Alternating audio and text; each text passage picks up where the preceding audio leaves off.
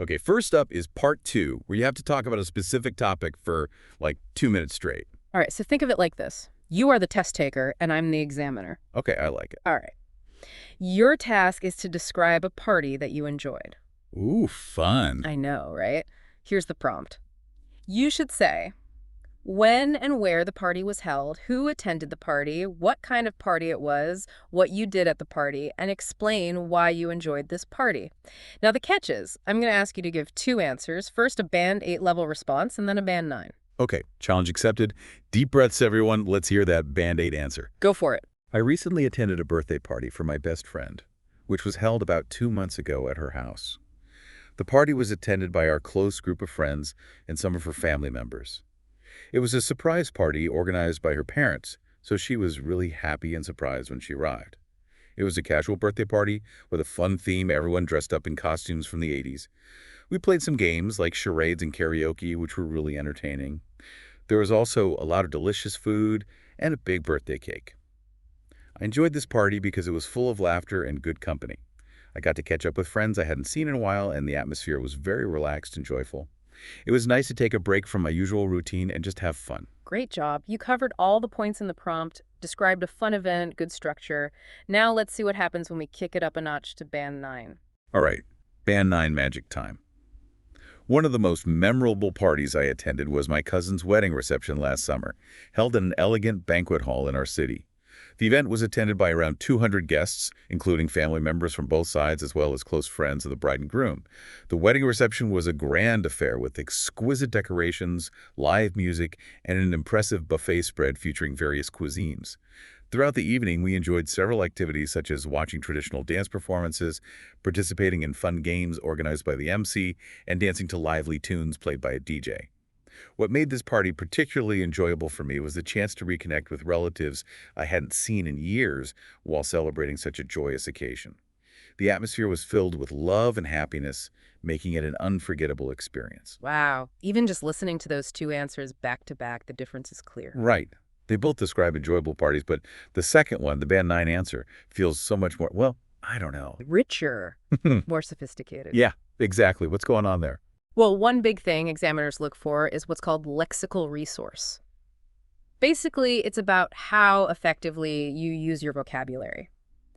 Notice in the Band 8 answer, words like fun, delicious, relaxed, they get the job done, but... But they're kind of basic. Exactly. Then look at the Band 9 answer. We hear elegant, exquisite, grand, unforgettable.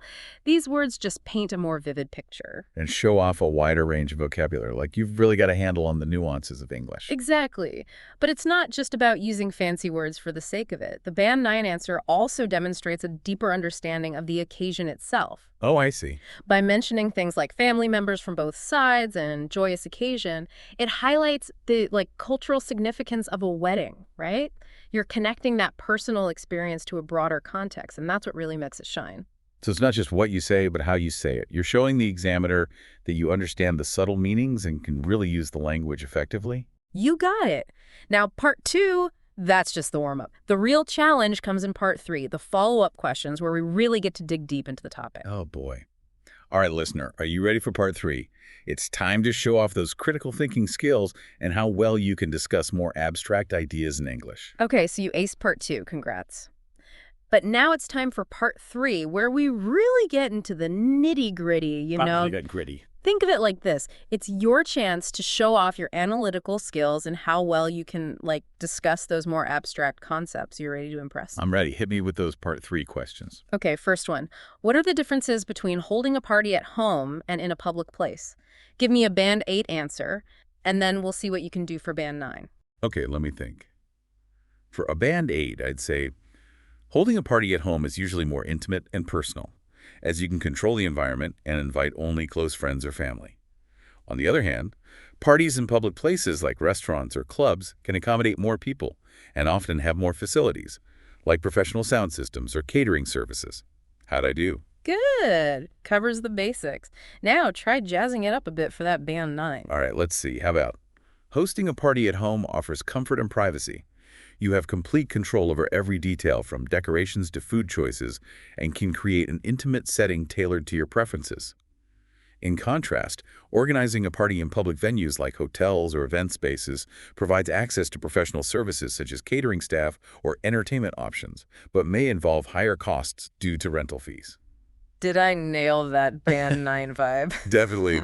I mean, both answers basically say the same thing, right? But the Band 9, it just uses more sophisticated language, more varied sentence structure. You're really showing off your English chops. It's like that semicolon in the Band 9 answer, right? Makes it sound super smart.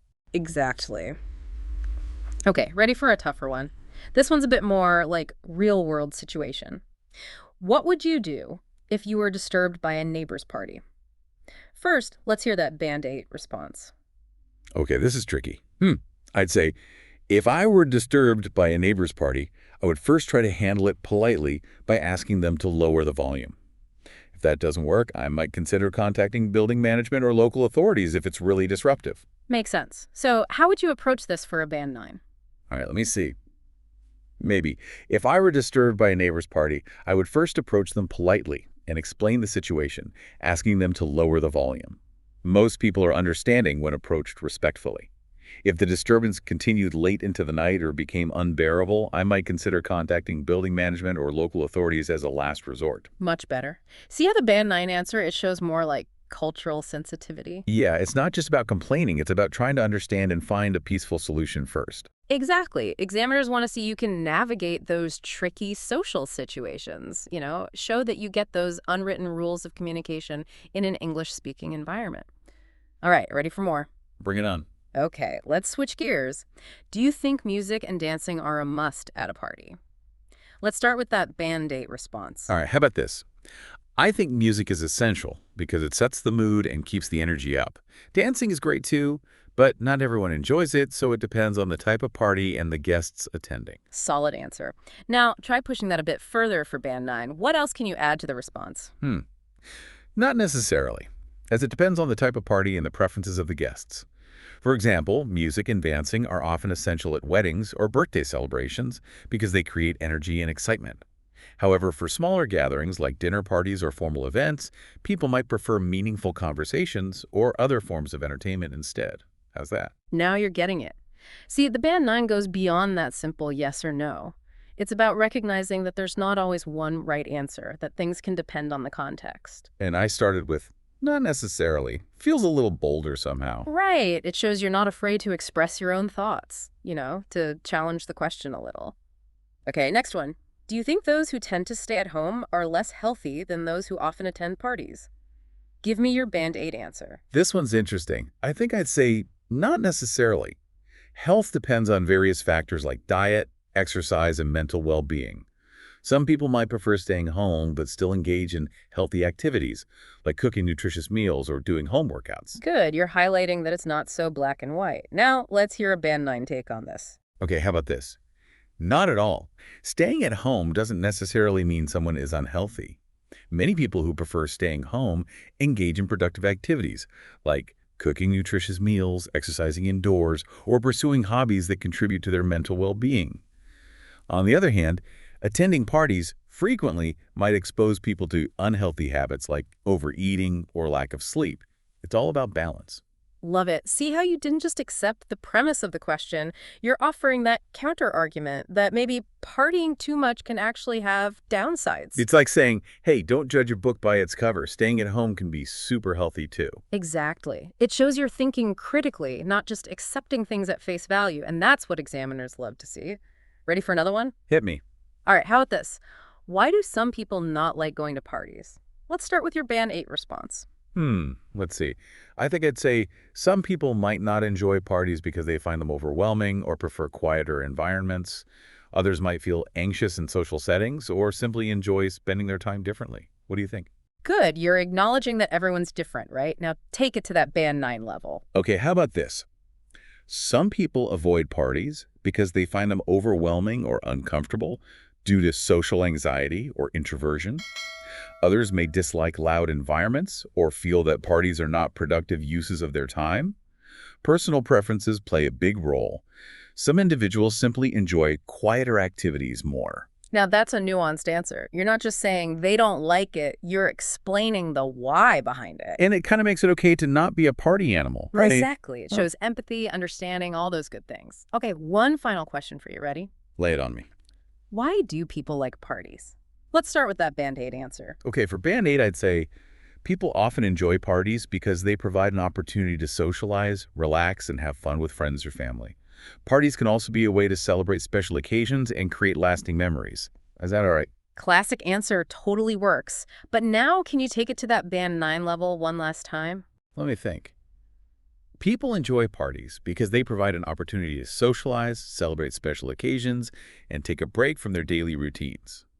Parties often create an atmosphere of joy and excitement where people can connect with others, relax, and make lasting memories. Fantastic. See, even though the core idea is similar, the Band 9 answer just has that extra layer of, I don't know, sophistication. Like you're showing you've really thought about it, right? You understand why parties are important to people, not just that they're fun. Exactly. You aced it.